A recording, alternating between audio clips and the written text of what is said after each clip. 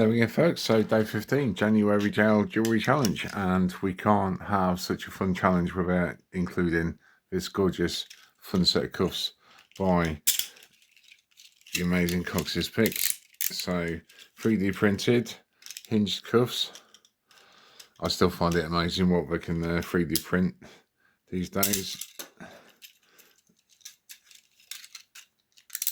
Again, obviously this is just a novelty product, and today we're just going to see, because it's a different pick every day, if we can shim them.